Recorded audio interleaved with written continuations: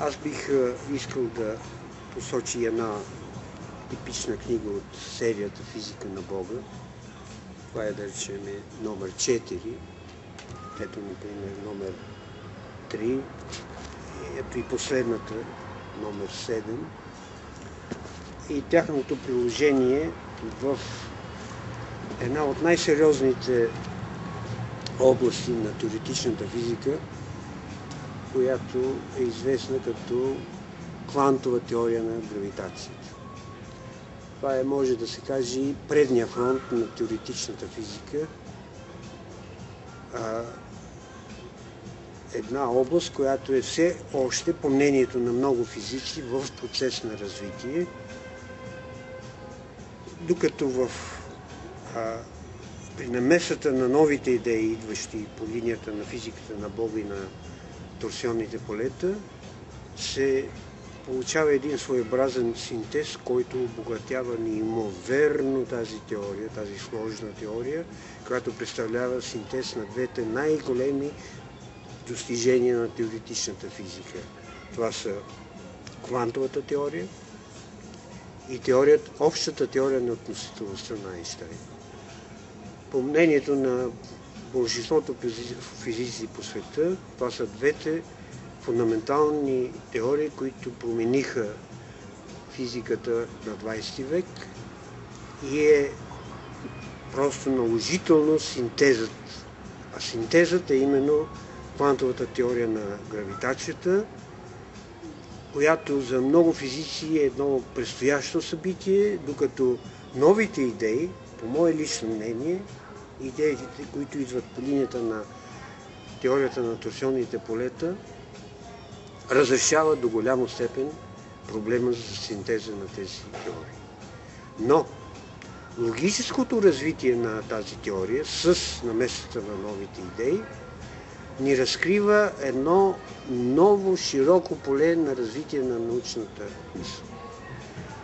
Тук се появява една нова парадигма в науката, ако си послужим с езика на методолозите на науката, най-вече на известния методолог на науката Кун, който е и автор на това понятие.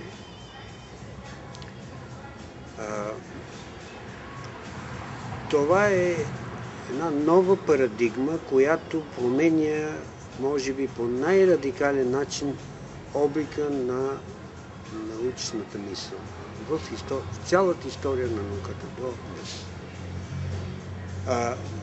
И промяната е именно в този смисъл. Научни съображения просто налагат ние да намесиме хипотезата за съществуването на Бога по определен начин, не изкуствен, не предубеден, вследствие на наши религиозни разбирания и така нататък, а просто самото логическо, вътрешно логическо развитие на науката налага въвеждането на тази хипотеза. Въвеждането на тази хипотеза, по всеобщо мнение, е може би най-радикалната промяна, която е претърпяла науката до сега. На времето Лаплас в разговор с Наполеон е изказал една интересна мисъл за това доколко понятието за Бога може да бъде намесвано в науката. Когато Наполеон, който е бил религиозен човек, запитва Лаплас, прочитайки неговите трудове по астрономия, го запитва: вие тук изобщо не споменавате името на Бога, а щом се занимавате с небесните тела, аз не виждам начин да не намесвате тази идеята за Бога. Тогава отговорът на Лаплас е такъв: сър, в моите научни обяснения аз не се нуждая от такава хипотеза, а именно хипотезата за съществуването на Бога. Съвременното научно равнище вече ни разкрива една напълно противоположна картина. Ако ние бехме сега на мястото на Лаплас и принудени да отговориме на въпроса на Наполеон, на същия въпрос, отговорът би гласял така.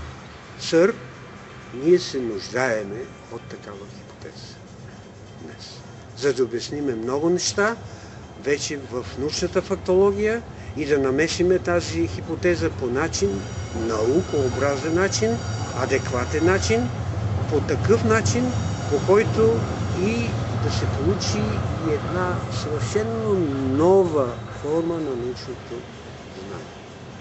В това се състои и новата революция на науката и значението на новата парадигма, която се нанесва все по-силно и започва да влияе на много хора, заели сериозни научни позиции, но идеята е толкова радикална, вие знаете много добре, всички нови идеи си пробиват много трудно път, а най-радикалната идея може би ще си пробие и най-трудно път за всеобщо признание. Това е моето мнение.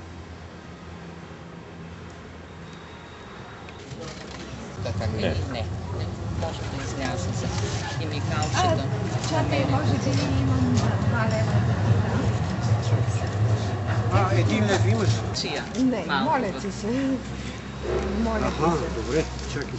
Така, само него как писва. Не, без мене. Не, без мене, по-добре. Така може. Моля ти.